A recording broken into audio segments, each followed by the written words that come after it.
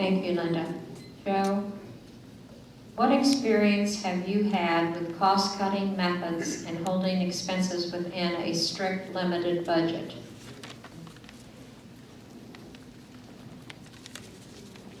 I became disabled in 1981. I got paid $300 a month from Social Security. And you got to figure out how to keep the budget down when you're getting paid like that. I have run several small businesses myself, and I've always tried to figure out how to make the money go farther. I've never worked for government. I know a lot of people that have worked for government, and it seems that the mindset is, if we haven't spent all of the budget this year, let's hurry up and spend it all so we can ask for more next year. I don't think that's a good policy to bring to a homeowners association. Aside from that, I think the board needs to give direction to the management. I don't think the management should lead the board. Thank you, Joe. We're going to have one more wrap-up question, and then after the wrap-up question, we're going to ask the candidates to stay so that if you have any questions that you'd like to ask them individually, you'll have that opportunity. So if they would stick around until maybe 9 o'clock, that would be great, and answer any of your individual questions. This wrap-up question for this evening.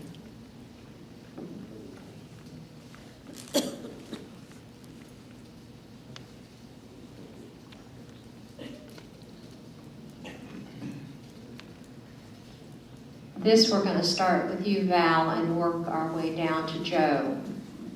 Each one of you will be asked this question. Independent creative thinking is an asset in any endeavor. Please explain how this works in a team setting.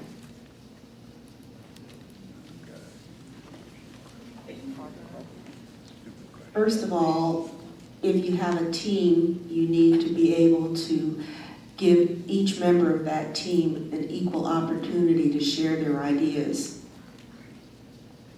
In a team setting, you would want to be able to listen to everything and with an open mind, put everything on the table and evaluate each idea that comes in.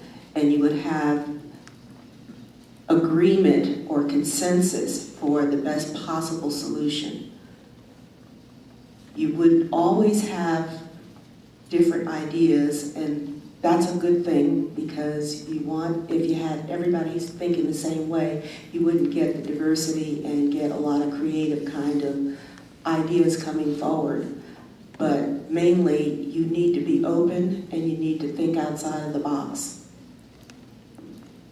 Thank you, Val. Ken? Could you repeat it one time just so I can... Surely. Independent creative thinking is an asset in any endeavor.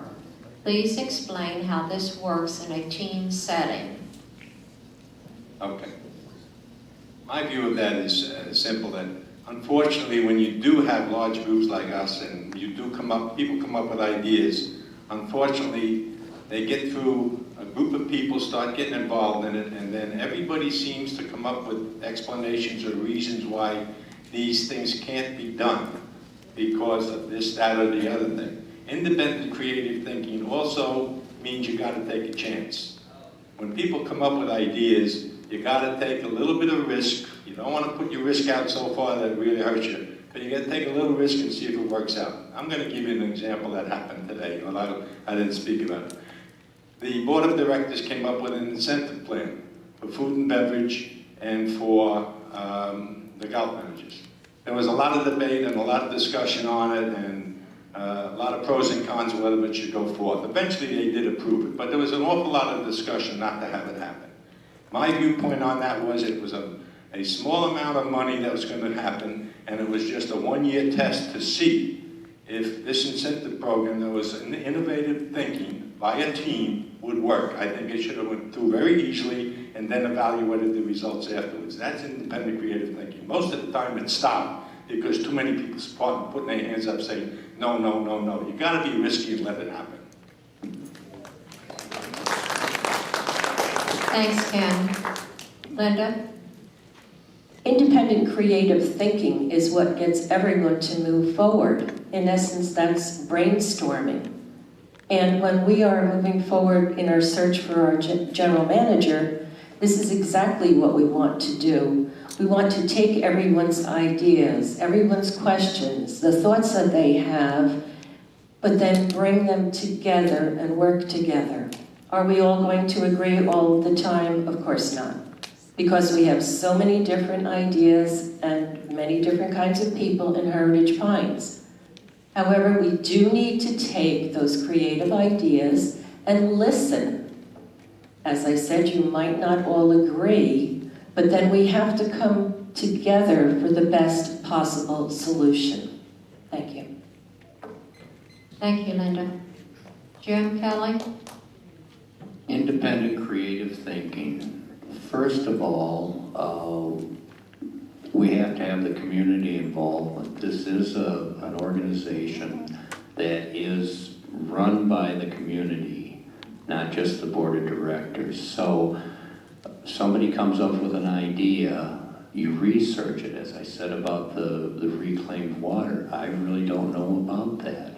But if somebody had an idea that looked like it might be something to benefit the community, you get all the information, and then basically the committee or the board member or whatever sells that to the rest of the people, if that's what we want to do.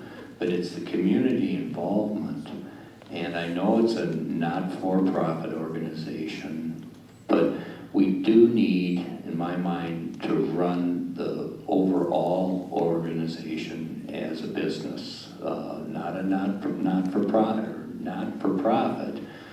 but with good business practices, which we didn't seem to have for a while.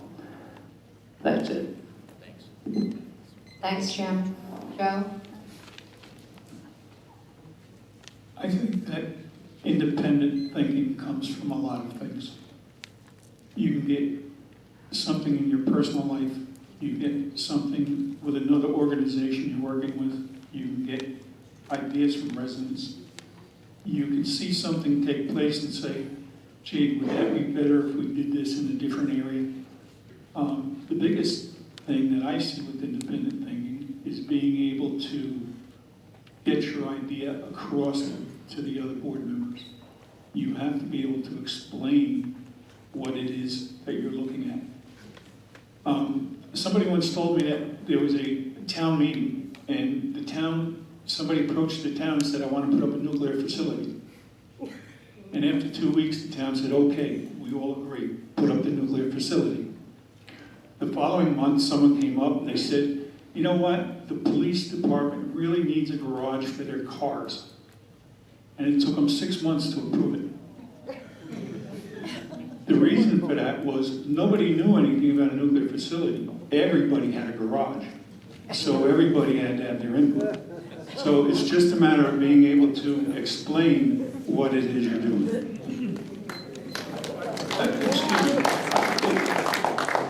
We no longer say anything after this? If you all would like to do a wrap up or say something, Joe, we'll start down the line. You have some more information that you'd like to share with the residents, that would be great. Well, the only thing I'd like to share is I'm up here to represent you. And I would like to see anybody that's a resident in Heritage Pines to come forward and speak to us. Feel free to talk about any subject you want to, because we represent you. And we can't represent you if we don't know what you're thinking and don't know what you want and don't know what you think your problems are. And I think everybody here feels the same way.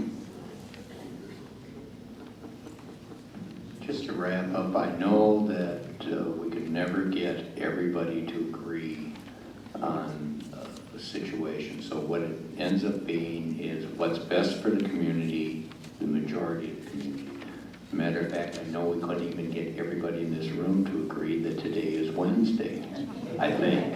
Anyway, I've spent quite a lot of my adult life in volunteer organizations and have turned a couple of them around and made them continue to thrive versus folding. So I think I could be a benefit to Heritage Pines. Thank you all for coming. Linda? As I stated earlier, I love Heritage Pines, and I would love to continue working on the projects that we have begun, and I would love to see Heritage Pines continue to move forward. I feel my experience is my most important qualification for being re-elected to the board. Thank you. And? I'm glad I get to make this comment. Okay. First of all, I want to thank you all for listening to me. I guess I got to make this statement. Everybody up here and on the present board does this for zero. They do it to help residents here. They believe in giving back to the community. I am appalled for the last year and a half of certain residents coming to meetings and abusing board members. And I would hope everybody is appalled as I am when they see people pick on these people trying to help out, and would tell those individuals to knock it off. That's all I wanted to say.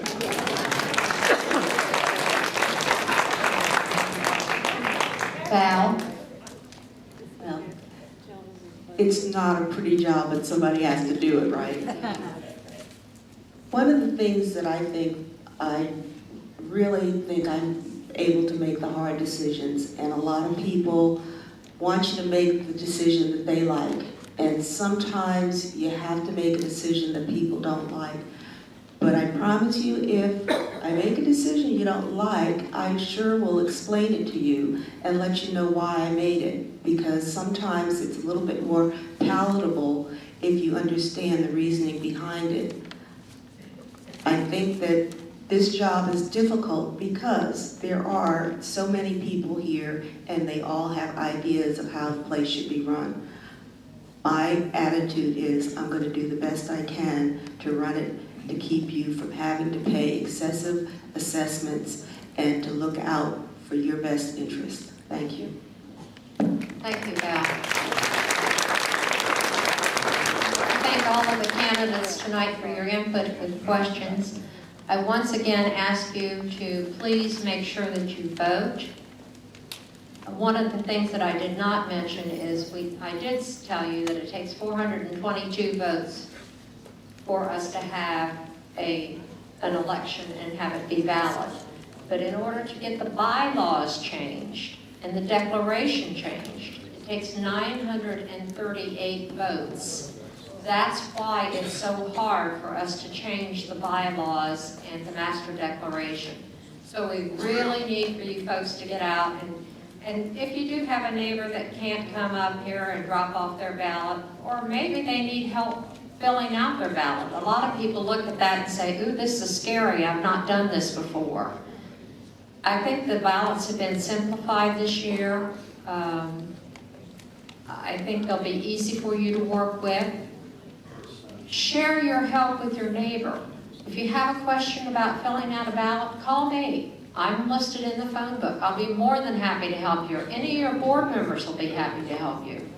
So get out there and really push this election. Oh, good, thank you, Gilda. Also, in this year's packet, there's going to be something different that you haven't had before. We have a thing called HIPAA.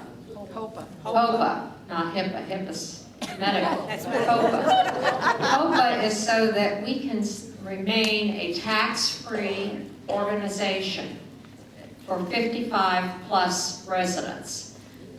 Real important that we get that turned in because we don't want to lose our tax-free status.